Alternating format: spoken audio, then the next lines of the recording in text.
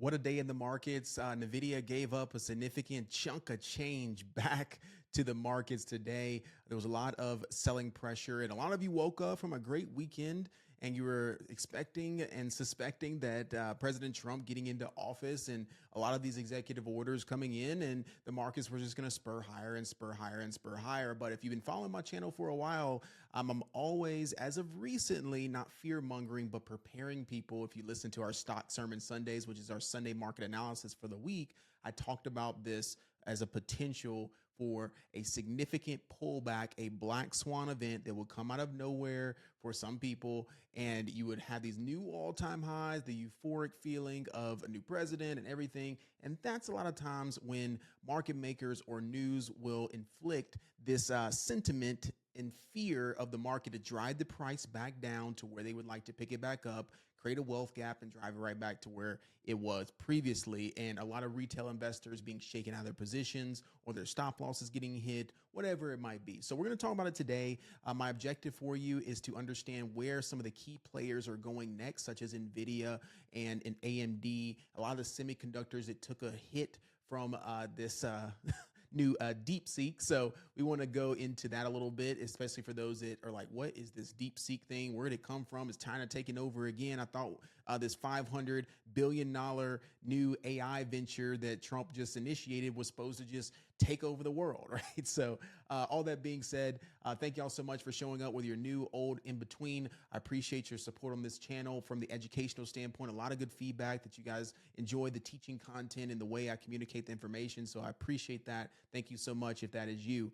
If you're new, make sure you hit that subscribe button, like button, and turn on those notifications because new information is going to be coming out on this channel. And we do live, not only trading from time to time, but also live on this particular YouTube channel. So make sure you tap into those notifications so you're notified when that is coming up for you. All right. So I appreciate you. As always, thank you so much. Get into the content today. And as we do, make sure you tap in after this into our Discord platform. Now, I am a holistic life coach and business coach and strategist for entrepreneurs and thought leaders. So if you are entrepreneurial or desire to be, or just be around like-minded professionals, highly intelligent people that are trying to learn, trying to unlearn, trying to just figure out life in general, we'd love to have you inside. So you can join our Thought Leader Hub. Just maybe you're like, hey, I just want to support the channel. I want to be a part of the community. I want to get updates on what's going on. I just want to be a part of something. Then that's where our Thought Leader Hub is. And you get access to some channels, some chats, some information, our book club, some stock picks and things of that sort. But if you want the full experience, if you want to get the full analysis, some of our signals, our swing trades, some trainings in business and sales and e-commerce and all the in-betweens, then you would want to join our university and live trading section. And if you do need just a little bit of touch base, a one-on-one chat or a couple of Zoom calls, and you want to reach out and get some mentorship from myself, that is where our Kairos mentorship comes in, and we can customize that and bespoke directly towards you of what you are needing, whether it's a couple of months, a couple of weeks, whether it's 6 months or more of our mastermind level into a year time span. If you've been watching me for a while, we'd love to have you inside. So there's our pay the bills, or just mention where you can go after these. But let's get into the free value here. Thank you all so much as usual. Let's jump into it. What is Deepseek? Okay, what is Deepseek? Okay. A Chinese artificial intelligence company called Deepseek is grabbing America's attention, right? And we know it's not grabbing attention. They dropped this news at a certain time, right? So that's a whole nother story about market makers dropping news and the news being in, if you're more conspiracy, which I'm not here, I'm not fear mongering, but we know a lot of stuff goes on behind the scenes that this was already known about, and they were positioned. And some of y'all have watched Billions and things of that nature. Okay, let's not get it twisted here. Right? Sending a shockwave through Wall Street due to its new tech, which experts say rivals that of OpenAI's ChatGPT, which everyone's favorite thing as of late. They're like, whoa. I thought this new Stargate AI venture that Trump is coming out with in combination with OpenAI and SoftBank and a couple other companies, like, what's going on here? Deepseek is also catching investors off guard because of the low development costs of his AI app. So again, right? This battle between America and China, or international battles of the race to AI, when we're talking about who can get there faster and more cost efficient. This is a little bit of scare. Now, when we're fearful, that is a time to go shopping and into the market. So I want to make that known that I'll show you on the charts that these companies do have an opportunity to come lower. However, they are in some buy zones. So don't get it twisted that these are major buying opportunities, because guess what? They fear monger, pick it back up. Positive news will come back, and then we'll be right back to where we were. Okay. So Dan Ives, Webush Securities pegged it only 6 million. By comparison, OpenAI, Google, and other companies on track to invest a total of 11 trillion. So you're talking about $6 million to do the same thing or equivalent to that versus 1 trillion in AI over the coming years. That's a significant difference of efficiency, cost efficiency, to produce an equivalent product or a potential better product. Who knows, right? There's still, questions about them using some of NVIDIA's GPU chips, things of that nature. Okay. So Deepseek rolled shares of AI stalwarts such as NVIDIA, the high-flying manufacturers of advanced chips, and a Dutch company, ASML, another chip maker. The Chinese company's tech is raising questions about whether demand for NVIDIA's chips could take a hit, as well as other investors are overvaluing tech stocks that have been buoyed by the promise of AI, from Meta to Microsoft. So again, all that's saying is that the tech heaviness is still a concern for a lot of savvy investors. And I'm not talking about a lot of retail investors. I'm talking about billion-dollar investors, trillion-dollar investors. We're talking about hedge funds at a very high level, such as a Warren Buffett and so on and so forth, about where they want to take their cash out and put it in with less risk. And right now, tech at all-time highs, even though we know it's going to spur higher, things of that sort, is still, as some investors are seeing, a little bit of risk, because you have one small event like this happen. And today, yes, NVIDIA pulled back almost $20, $30, $40. I'm talking about 15, 16, 17%. Yeah, that's a little scary. But that's just a nip in the bud. If y'all remember 2022, for some of y'all that have been investing for that long, or you remember the bearish year of 2022, these events keep coming up, which is interesting, where a lot of distribution, right? A distribution phase is when there is selling coming in, they're hitting that bid price, and they're just drastically selling their positions. All right. Now, I'm just giving you this information, and we'll go into, well, Brian, okay, where's the opportunity in this? What should I do? And that's what we're going to see in just a second once we jump into the charts. Okay. So now we have the information. Deepseek has taken the market by storm by doing more with less. Okay. This shows that with AI, the surprises will keep on coming in the next few years, right? Remember also, NVIDIA CEO, remember at the event here at, CES, the event here in Las Vegas, he was talking about how the quantum computing space will be another 10 years, which was fear mongering. He dropped his own company essentially by mentioning that. And now we have the next few years showing more surprises as to, well, what else can come out? How much cheaper can this be, right? Have our American companies been spending too much on AI, which has been a concern, right?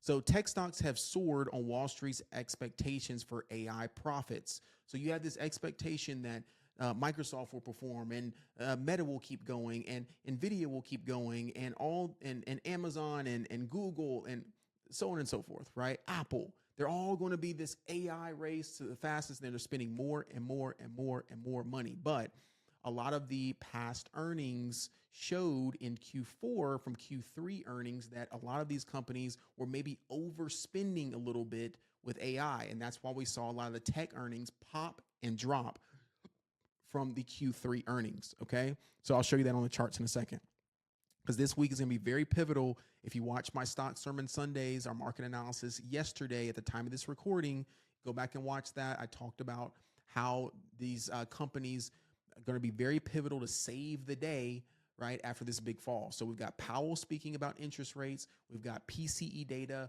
We've got Apple earnings. We've got Meta earnings. We got Tesla earnings. So I'm very bullish still until otherwise, but this is a little concerning. All right, let's jump into it. We also got ASML reporting this week as well.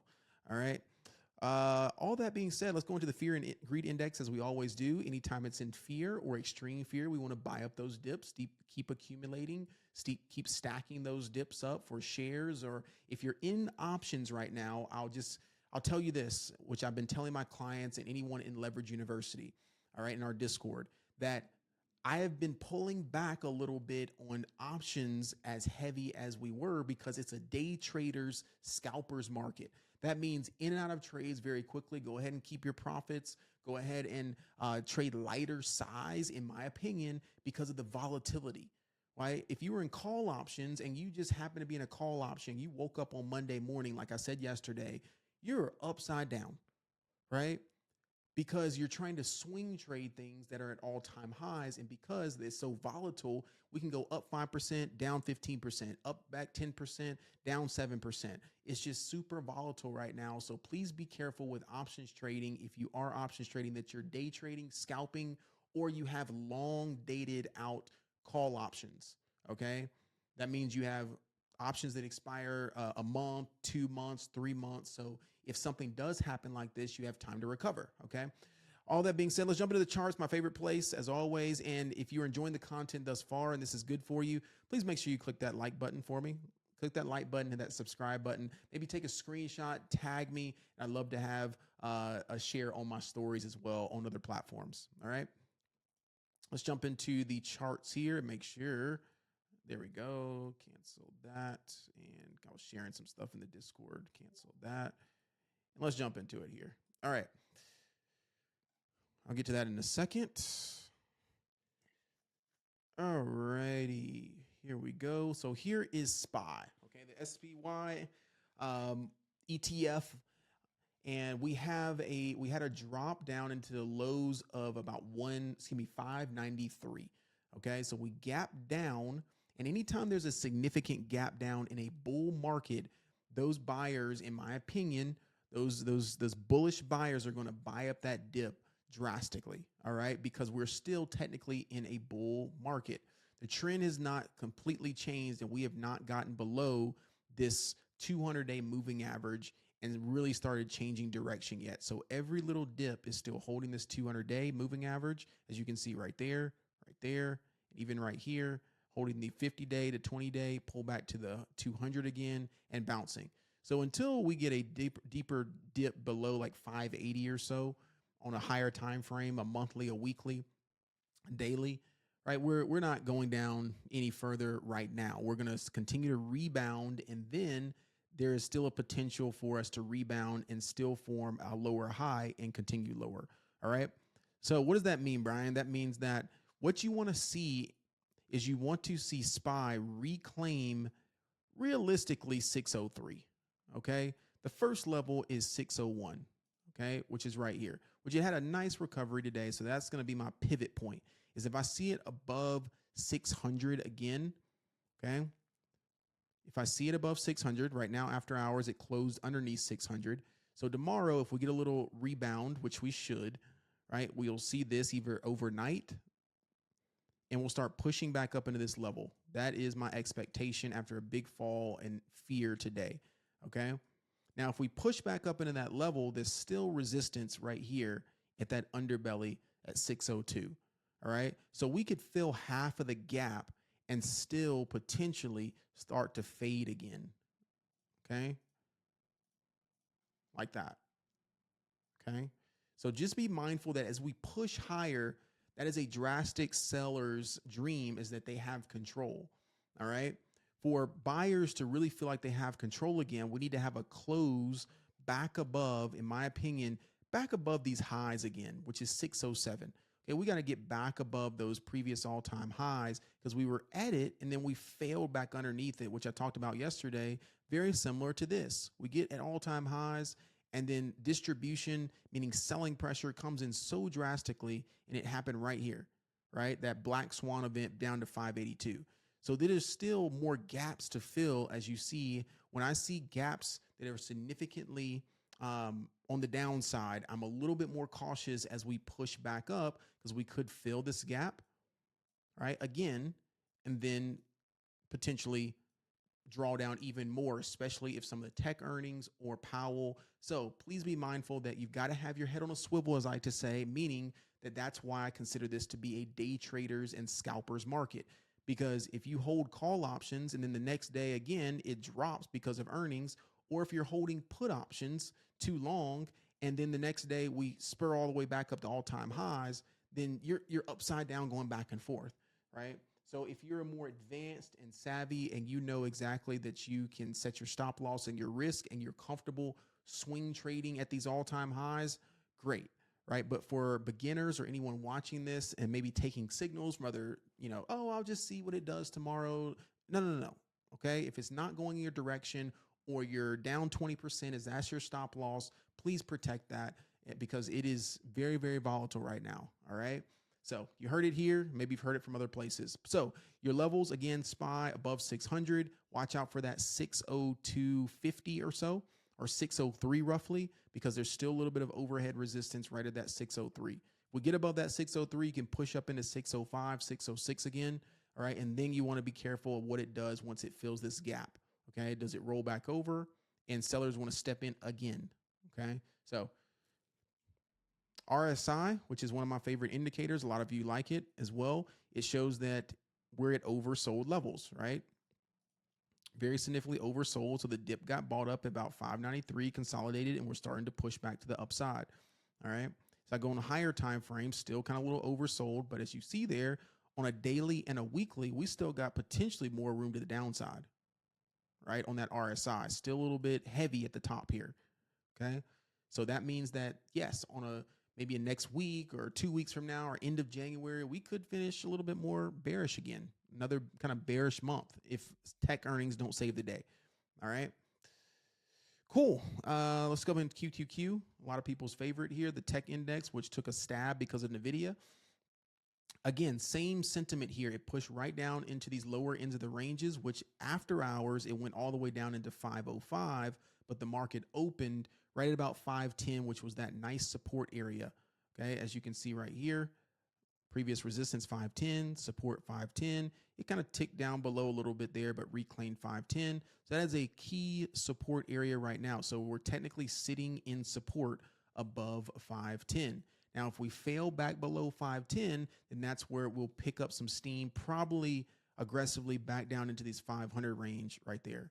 Okay, 503 and 500.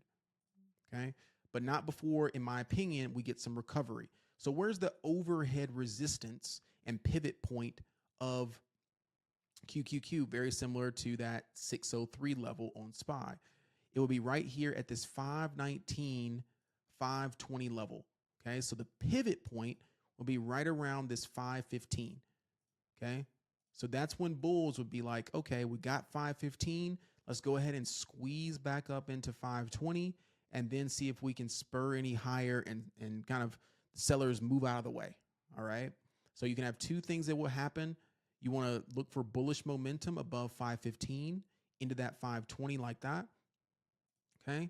Maybe trim some profits right there because there could be a little bit of a pullback to retest 515. And if we retest 515 and we continue to hold 515 like this, right, then that could be a higher low and we could spur off of that right there. Okay. So always wait for that retest. Don't chase that bullish candle. Wait for that red candle to come back in on a 5-minute or 15-minute. And again, as a reminder, if you're a beginner and you're like, I don't know these candles or what platform you use, I personally use Webull. If you want to go check out some of my chart setup videos, or again, inside of Leverage University, we have full trainings on that. In our mentorship, I actually help you set it up one-on-one together. So if you want that, that is a benefit. All right. So watch this 519, 520 area and 515 to break above. All right. So that will be your pivot right there. Very key area to pay attention to, about 519, 520. All right. So it's either going above or we get there and we fail back below 515 and we start coming back down. All right. So a little bit of a pump fake like that. 515, 520, 519. We get above that 520 on a higher time frame. Typically, I do a 30-minute or an hourly time frame. Then you can take it up confidently. But today was a great dip buying opportunity. If you bought some dips, amazing. If you're in options, just make sure you're managing those options contracts properly, taking and trimming your profits when you can. If you're at 20%, 50%, 100%, and you got multiple contracts, trim some off, hold runners. So shares, great dip buying opportunity. If you bought shares at 510 today, wonderful for QQQ, or if you do the leverage version, TQQQ, wonderful. All right. Let's go to IWM, our small caps, which actually held up very, very well today. As you can see, after the market kind of was plummeting with SPY and QQQ, which are, again, very heavy in tech, obviously. So as you can see how it affects the whole market there. But IWM, our small caps, held up very well today, still forming these higher lows here. But we do have some gaps below. So small caps, based on, I think small caps will be affected more so with Powell speaking this week. So if Powell says we're not going to have as many rate cuts or whatever, that's when small caps get affected, right? So if he doesn't do any rate cuts, small caps will start pulling back like that. If he does say, hey, rate cuts, it's very bullish, then we're going to see small caps break above that 530 again and keep pushing new all-time highs. All right. So keep IWM on your side watch this week with Powell speaking on Thursday. All right. A lot of after hours bullishness here, a lot of tech recovering as expected. All right, let's talk about NVIDIA. Let's just jump straight into it. All right. If you've been following me for a while, I've been talking about this NVIDIA, that I am not touching NVIDIA again or buying heavily into NVIDIA until it hits my buy zones, which it was into today. So I did pick up a little bit, but I did light size still because I was a little concerned that it was breaking below this 200-day daily moving average right around this 121 area. Okay, you see it's below this blue line and it closed below, right? So I needed to reclaim really 223 and get up above 225, and then I can push confidently back up to this gap. All right, if there's still more fear in the market, then we could reject right at 222 or so and still come lower down into these low 100s. Okay, very similar to this move here. You see when it dropped below this 130, started pushing down pretty aggressively. We recovered a little bit off this kind of 120 area, roughly around here. You see there, bounced up to 125 and then sold off again all the way down to 92. So if you're hearing people talking about, 90s or 80s, or if you go back to some of my older videos, I said, hey, I like NVIDIA still back underneath $100 personally, okay, to pick up heavy again. And this is the reasoning why. It's because if you look at a weekly and a monthly, look at this RSI right here on NVIDIA, and a weekly RSI and a daily RSI. Okay, still a little bit oversold, and it's starting to get into overbought. Oversold areas are when it's below 30. So today was a good dip buying opportunity. Okay, a little oversold, you can catch a little quick pop on it, and then you got to be mindful of where the reclaims are. And maybe I'll make a different video about reclaims, but all that means is when you have significant downward selling pressure, okay, it's like you've heard of the term catching a falling knife. Just because it's red, someone immediately just picks it up right there. And then they're like, oh my gosh, it's going lower. How much lower will it go? That's the number one question. Man, how much lower can it go? Right? Well, you need reclaims. That means you need the trend to change back in your favor to be confident. And where I would say a trend change would be confident is if we get a daily close back above really this 127 to 130 area. Okay. I need to have a close back above like that. Okay. And then the next day we start to push even higher like that. Right. But today was a great dip buying opportunity, in my opinion, for long dated call options into maybe March or June for some people, because they're like, man, this is the dip I've been waiting for. Right. There's their earnings coming up in the middle of February. Okay. So if we get any lower on NVIDIA, even better. But today was a great, even tomorrow's a good buying opportunity in a buy zone between 118 and 120. If we fall down into this 115 area and 112, that is another buy zone for you on NVIDIA, okay? 112 and 110, even lower into these buy zones right there, okay? There it is again, held on to 112. There it is again at 115 and spurred higher. So maybe one more tick down if possible, but if this is it, great. You're ready to go, right? This could be a little bit of fear mongering, a little bit of overreaction, but it is a little concerning. All right, that it is below this moving average here. AMD. How many of y'all remember, if you've been watching my videos, you're inside Leverage University, comment down below. I said, hey, I'm not going to touch AMD yet until I get my level. And it came down to my level at 112 and ultimately kind of still forming this bearish, continuation down here into this 110 and even maybe 100 level. Okay. And they got earnings coming up next week. All right. So I think this is a great opportunity again to pick up AMD L shares. Okay. This is the leveraged long version of AMD. Okay. So you can see it's cheaper. You can buy some shares. And if AMD takes back off this year, which it should have a nice recovery, then you can have an average cost underneath $7, maybe underneath $6 if it goes lower.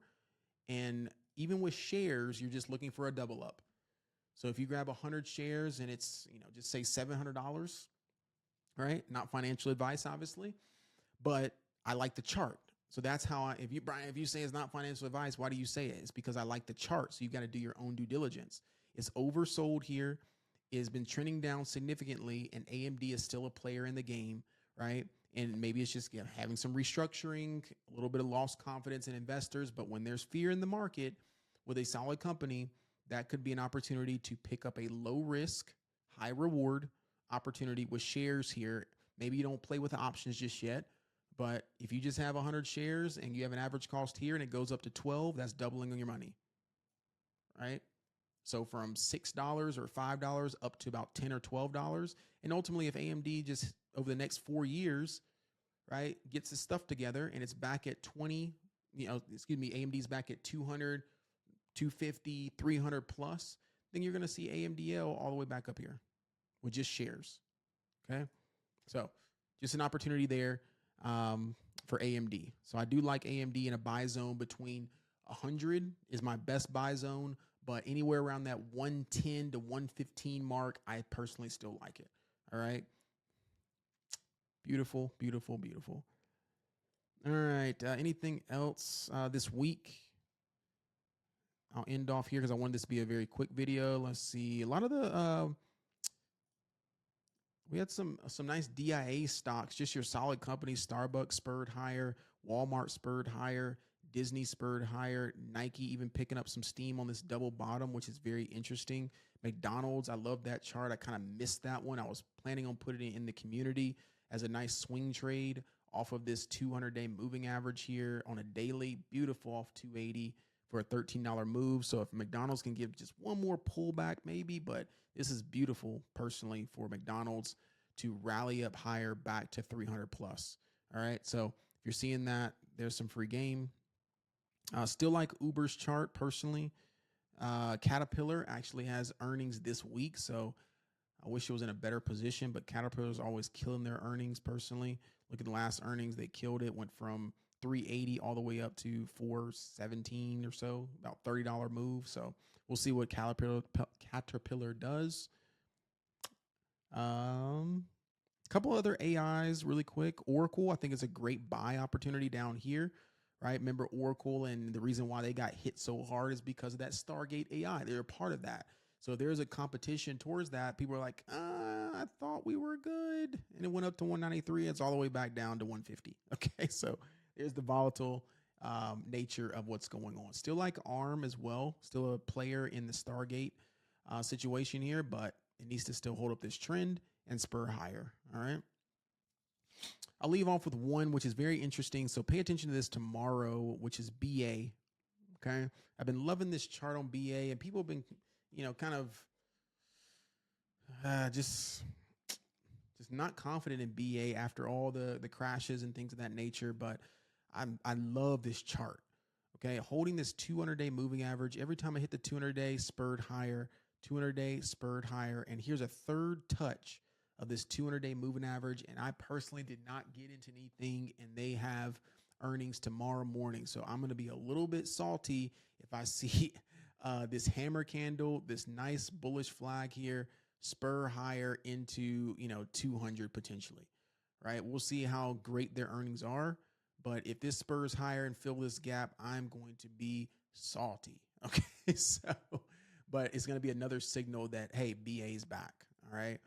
So pay attention to that if that happens or not. Hopefully they may pull back one more time, just really quick, and then we can pick up the dip or something. But BA, the chart looks amazing in my opinion. All right. So we'll see what happens. Yeah. Well, that's it, everybody. There's my update. Peace, love, and blessings to you. Thank y'all so much. Again, don't forget to join Leverage University. Hit that like and subscribe button. Turn on those notification bells. And if you do want a special discount, shoot me. After you do those things, shoot me a DM on my Instagram and say Leverage. And I will know that you came from our YouTube video if I see that you're new. And I will shoot you a special discount code that'll get you a little bit of percentage off. All right. Peace, love, and blessings to you. Talk to you later. Until next time, have a great one. Peace.